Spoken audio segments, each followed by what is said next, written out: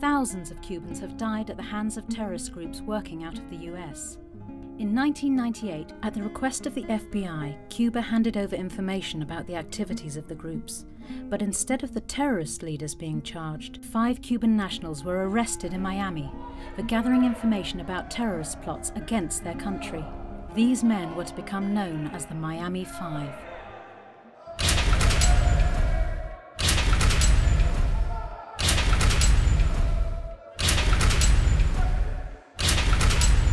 Our experience has shown that the worst thing that can happen to anyone who is in an American prison is to be alone and without support on the outside. It's not just the men who are being punished, but also their families, because they are experiencing severe delays in getting visas to go and visit their loved ones. And in the case of 2 of the wives, Adriana, the wife of Gerardo, and Olga, the wife of Rene, they have been denied visas consistently on 8 consecutive occasions. Yo, por supuesto, no soy un peligro ni para la seguridad de Estados Unidos, ni para la seguridad de ningún país, mucho menos para cualquier otra persona. The treatment of family members has been condemned by the United Nations and human rights groups around the world.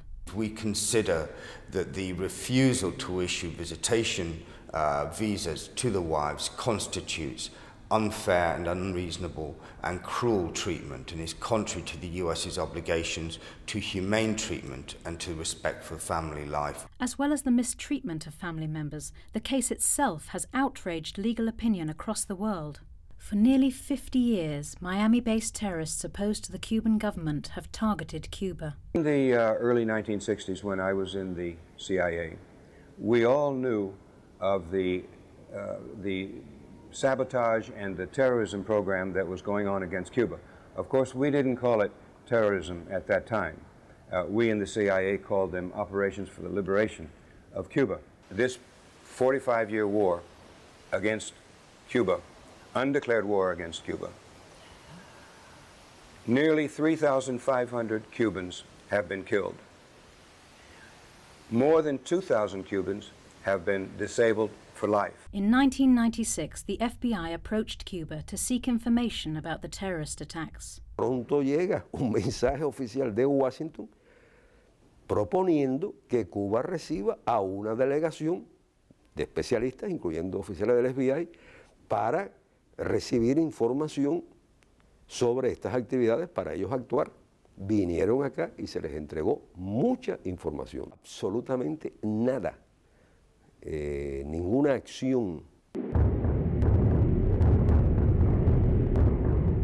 Lo único que ocurrió después fue el arresto de los 5 compañeros que tuvo lugar unos meses después de esa reunión en La Habana. The United Nations Commission on Human Rights has called into question the fairness of the trial. One of America's leading human rights lawyers defended the 5. There were violations that occurred right from the start to the finish. The arrest and the manner of the arrest. The 17 months in isolation, completely unnecessary. No bail, not necessary in this case. Accumulating the charges, 7 months later adding a charge of conspiracy to commit murder.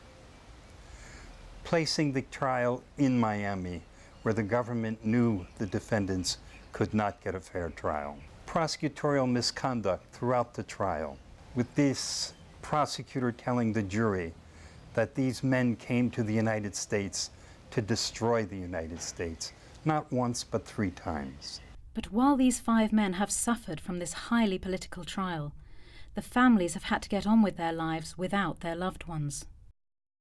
Quiero decirle que desde que comenzó la lucha, que nos enteramos de esta situación, todos los familiares de ellos 5 nos unimos para luchar y todos parecemos una gran familia. One of the real travesties of the case has been the media silence that has surrounded it.